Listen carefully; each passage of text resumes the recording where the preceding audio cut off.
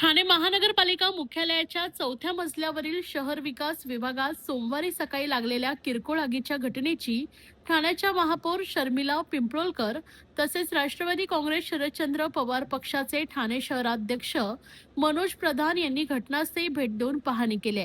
सकाळी सुमारे 8 वाजण्याच्या सुमारास शहर विकास विभागात धूर दिसून आल्यानंतर स्मोक अलार्म प्रणाली कार्यान्वित झाली. सुरक्षा रक्षकांनी तत्काळ घटनास्थळी धाव घेत अग्निशामक यंत्रांच्या साह्याने आग नियंत्रणात आणण्याचा प्रयत्न केला. यानंतर अग्निशमन दल व आपत्ती व्यवस्थापन पथक घटनास्थळी दाखल झाले आणि आगीवर पूर्णपणे नियंत्रण मिळवण्यात यश आले. या घटनेत कोणतीही जीवितहानी झाली नसली तरी काही संगणक, यूपीएस आणि कागदपत्रांचे नुकसान झाल्याचा प्राथमिक अंदाज व्यक्त करण्यात आला. घटनास्थळी पाहणी केल्यानंतर मनोज प्रधान यांनी आगीच्या कारणांबाबत प्रश्न उपस्थित करत ही आग अपघाती होती की जाणीवपूर्वक लावण्यात आली याची सखोल चौकशी करण्याची मागणी केली.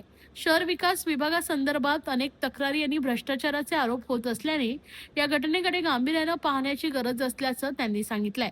तसेच महापालिकेच्या सर्व इमारतींचे फायर ऑडिट आणि स्ट्रक्चरल ऑडिट तातडीनं करण्यात यावे अशी मागणीही केली आहे.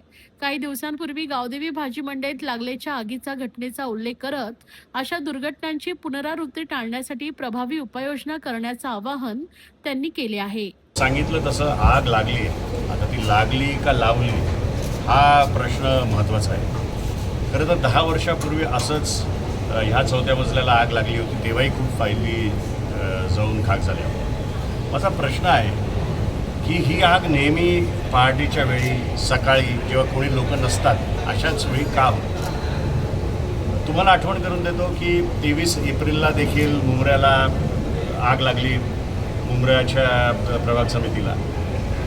त्यामुळे प्रामुख्याने 2 मागण्या मी करतो की एक तर फायर ऑडिट या बिल्डिंगचंच आणि महानगरपालिकेच्या सगळ्या वास्तूंचं करावं. तसंच एक ऑडिट कुठल्या फायली जळल्या, कुठल्या फायली राहिल्या याबद्दल व्हावं.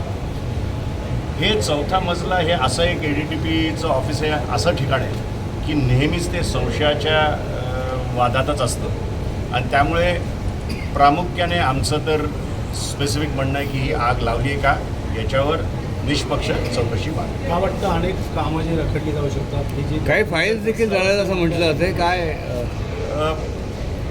तेच मी सांगितलं की कुठल्या फाईल जळाल्यात आणि खरंच जळाल्यात का नुसत्याच गहाळ झाल्यात का त्यांच्याबद्दल संशयाचं वातावरण आहे म्हणून त्या फाईली आता उपलब्ध होत नाही आहेत. या सगळ्याचा विचार व्हावा आणि त्याच्याबद्दल नक्कीच एक कमिटी या समिती स्थापन करून याच्यावर चर्चा व्हावी. आयुक्तांशी काय चर्चा करणार का? शहर विकासासंदर्भात असेल, इतर ठाणे शहरातील देखील अनेक ठिकाणी अशी देखील मी तुम्हाला सांगू का, गावदेवी मार्केटमध्ये देखील मोठ्या प्रमाणात आग लागली. साहेब असं आहे की सर्वात भ्रष्ट जर कुठलं डिपार्टमेंट या महानगरपालिकेत असेल तर ते शहर विकास आहे. त्यामुळे खऱ्या अर्थाने चर्चा तर या महानगरपालिकेत झालीच पाहिजे, पण महासभेमध्ये चर्चा होऊ शकत नाही. आमचे नगरसेवक बिचारे सकाळपासून येऊन बसतात, प्रामुख्याने विषय मांडतात, पण त्यांची चर्चा कधी होताना दिसतच नाही.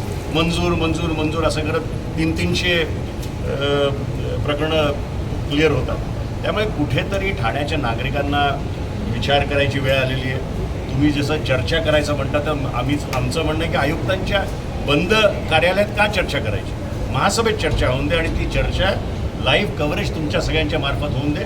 ठाणे शहरातल्या नागरिकांना कळून दे की कसा कारभार या महानगरपालिकेत चालू आहे. गावदेवी परिसरामध्ये जी लागली होती भाजी मंडईमध्ये, त्यामुळे अनेक प्रकार समोर आले की अनधिकृत देखील गाडी त्या ठिकाणी. मला वाटतं येणाऱ्या काळात अशा ठिकाणी परिसरात किती महत्त्वाचं आहे ऑडिट करणं पाहिजे असं उत्तर देखील मिळत नाही. साहेब, ऑडिट करणं फार गरजेचं आहे. पहिले म्हणजे ना फायर सेफ्टीचं तुम्ही ऑडिट केलं पाहिजे. आज आपले 2 कर्मचारी मृत्युमुखी पडले. लोकांचं, आपल्या ठाण्याच्या नागरिकांचा जे तिथे धंदा करत होते त्यांचं लाखो आणि करोडोंचं एकत्र मिळून त्यांचं नुकसान झालं.